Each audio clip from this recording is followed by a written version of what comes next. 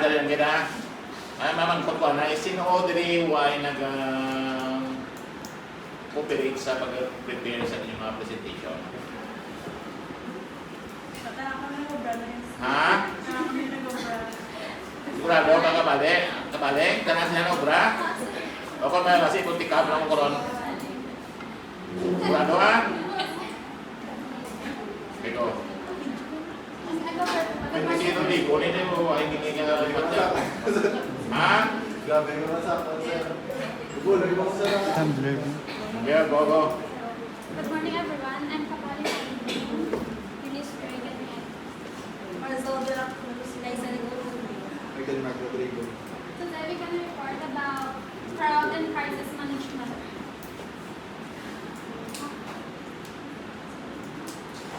What is fraud and crisis management? Fraud management training is required for our personnel designated to assist passenger in an emergency as per CPCW Regulation B2. So, ang fraud management training ang mga required sa mga personnel na gawin sa mga barko sa mga passenger na ma-assist ang mga passengers in case may mga emergency na Pwede lang yan, ano ang klase na barko na sakyan nila sa mga crowd management ganyan. Ano ang klase barko? passenger. Under sa ano sa STCW na hindi mo na makita na dito sa STCW.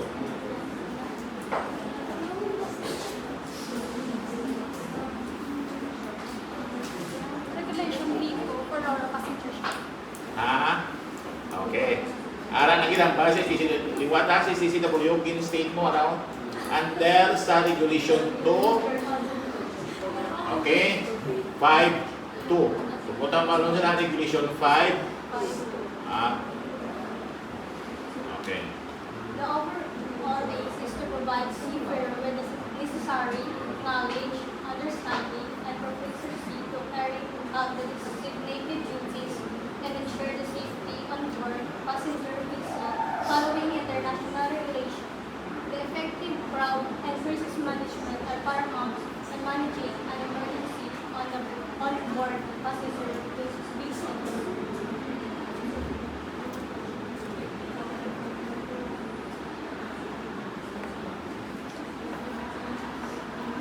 Passengers usually perform an everyday role away from vessel and naturally continue this way. When they are on board, they will combine this with the rule of a passenger. However, the perception of the rule will be determined by the company ability ship officers.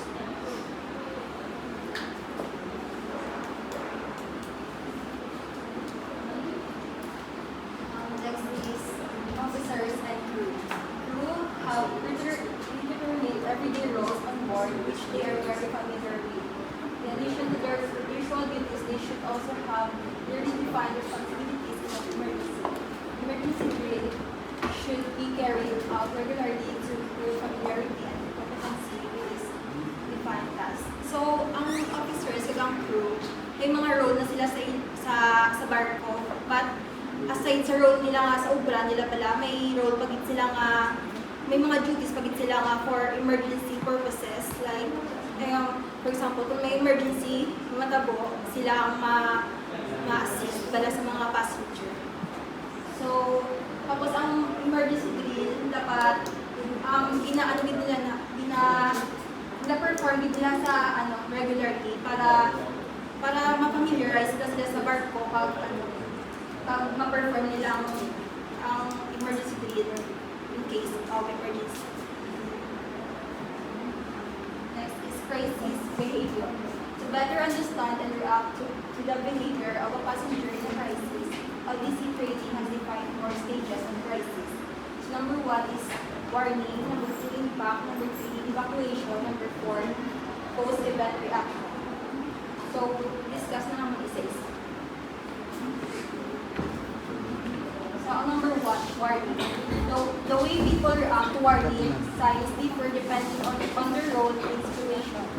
Crews are trained to raise the alarm at the first sign there is something abnormal or dangerous. Passengers, on the other hand, will require several signs before recognizing that there is a problem. So, ang sa crew, mga officers,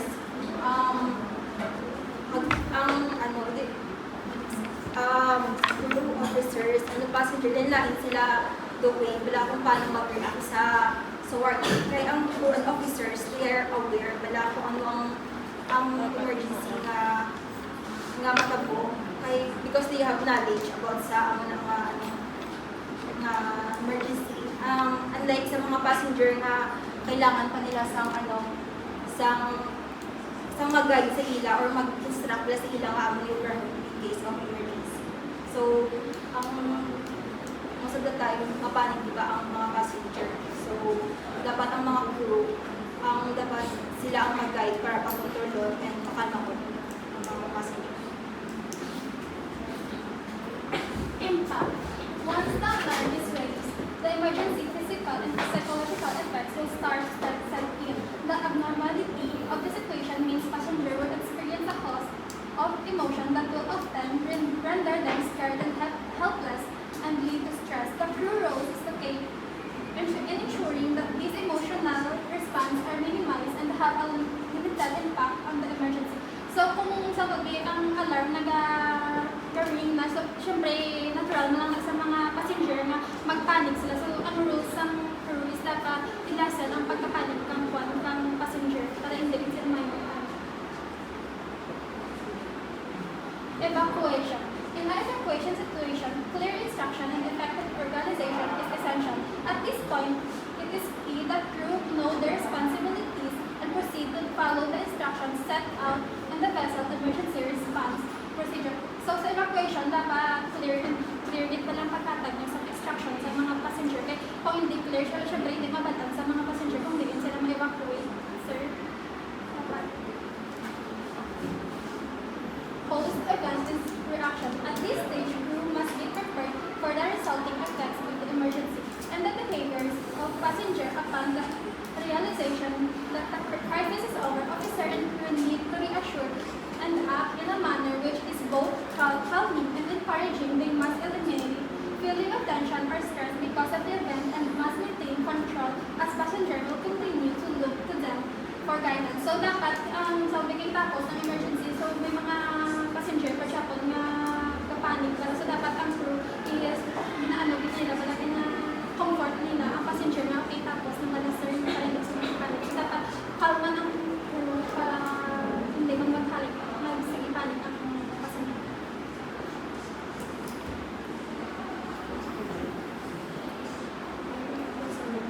Lesson 2. Perform mandate training requirement for that course. Communication. Ability to communicate with passenger during an emergency, taking into account the language or languages appropriate to the principal nationalities of passengers carried on the particular route. The likelihood that an ability to use an elementary English vocabulary for basic instruction will provide a means of communicating with a passenger in need of assistance, whether or not passenger and crew member share a common language.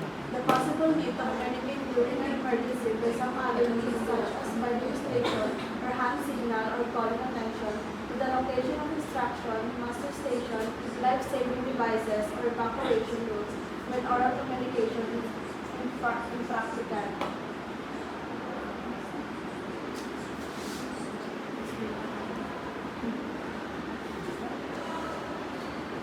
The extent to which complete safety instruction have been provided to passengers in their native language or languages, and the languages in which emergency announcement may be broadcast during an emergency or drill convey critical guidance to passenger and facilitate crew members assisting passengers.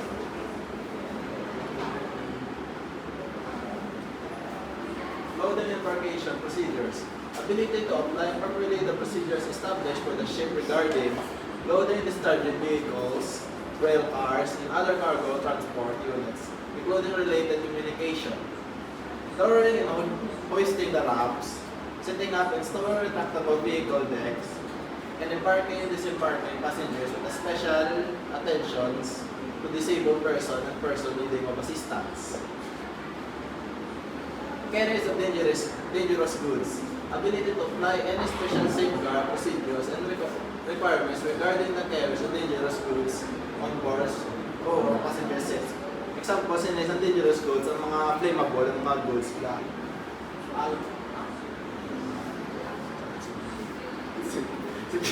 securing cargo. Ability to apply provision of code of safe practice for cargoes to push correctly in securing the vehicles, rail cars, and other cargo transport units carried. Bali, example, ginasecure nila mga salakyan bago nila i-transport. Kung magalaw, may aragan chance sa mga mahulog ang sa salakyan o cargo. In the use of properly the cargo securing equipment sa materials, so avoid taking into account the limitations. May limitations ang ang example, yung limitations ang isa kay God na kung kaya, sa isa kay God o pasay, kung hindi, mabubuan lahat.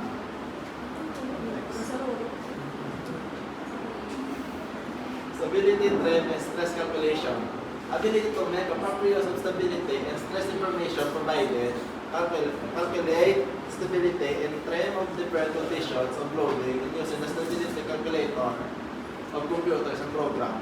So example, gina-calculate nila ang stability. For example, grabe ang balod, at hindi secure gawa ang kay Budlay mag-transfer, kay Gagyo-Giyo na ng barko kung grabe ang balod. Calculate the load factors of the deck, calculate the impact of ballast and fuel transfer of stability, trim, and stress.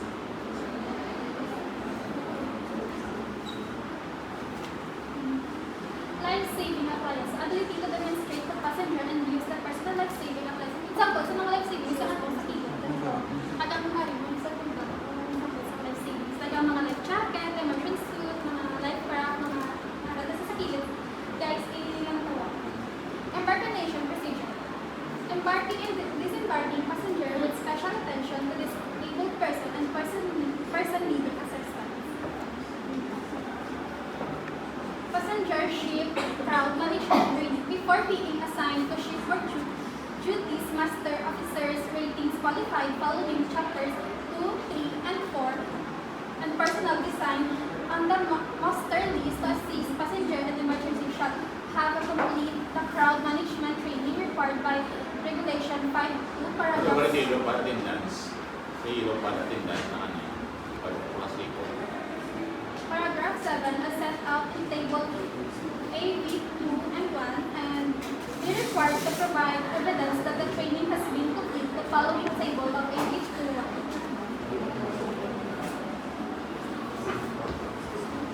4B, crisis management and human behavior training. Before being assigned shipboard duties, master, chief engineer, officers, chief mate, second engineer officer, and any person designated on the master list as having responsibility for the safety of passengers in emergency shall have completed the approved crisis management and human behavior training required by regulation B2, paragraph A, as set out in table AB, and be required to provide evidence that the required standard of competence has been achieved following the methods and the criteria for evaluating competence tabulated in column 2 and 4, table AB2. Next is passenger safety, cargo safety, and hull integrity training. Before being assigned to shipboard duties, masters, chief engineer officers, and chief mate, second engineer officer, and every person assigned immediate responsibility for embarking and disembarking passengers, for loading and for loading, discharging of or securing cargo, or for closing hull openings on board Roro passengers. The ship shall receive the passengers' safety, cargo safety, and hull safety training required by regulation B2, paragraph 9 that ensures at least attainment of the abilities that are appropriate to their duties and responsibilities as follows.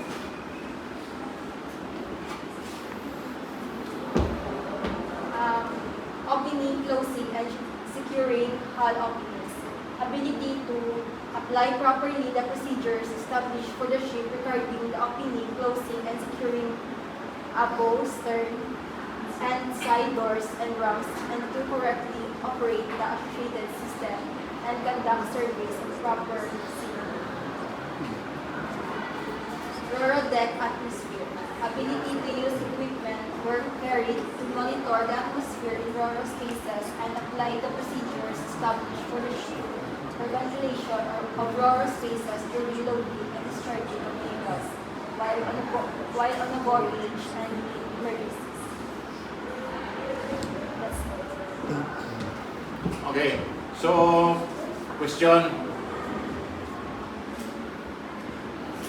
Ang mga listener, pati ako pumangkot na sa reporter.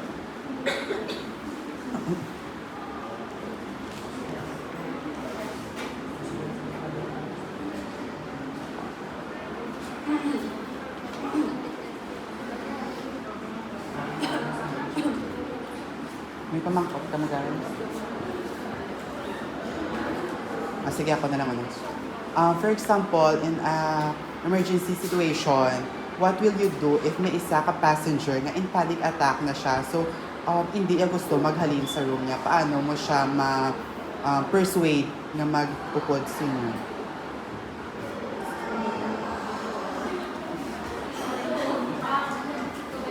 For me, kalma man siya. Storya mo, wala kalma mo. Pag yung mga na kalmado na siya, na igay mo, namatay, hindi ipagod yun. Patient. Okay, like for example, abi sa scenario, abi need na applyan mo sa force for force evacuation. Kaya nung need na niya, di ba ito ma-sunk na. Di ba? Ano na. Hindi siya maghalin sa amin na pinagbuhan niya. Wala dito, naman siya yan.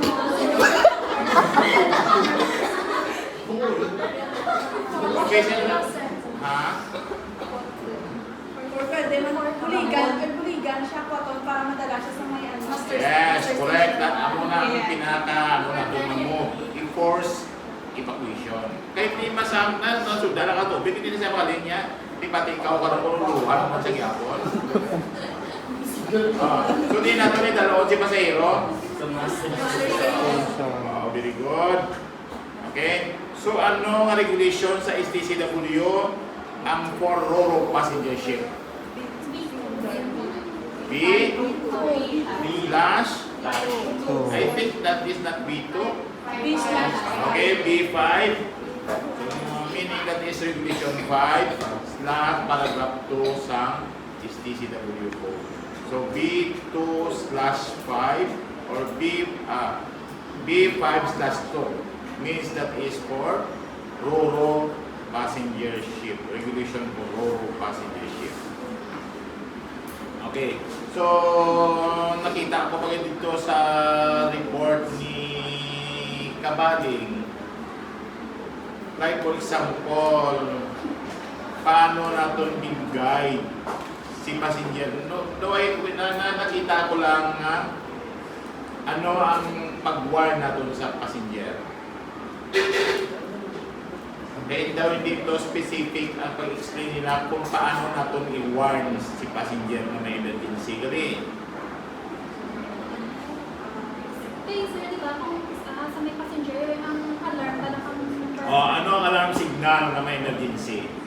current, ang ano, sir, ang alarm. Ano na? Correct.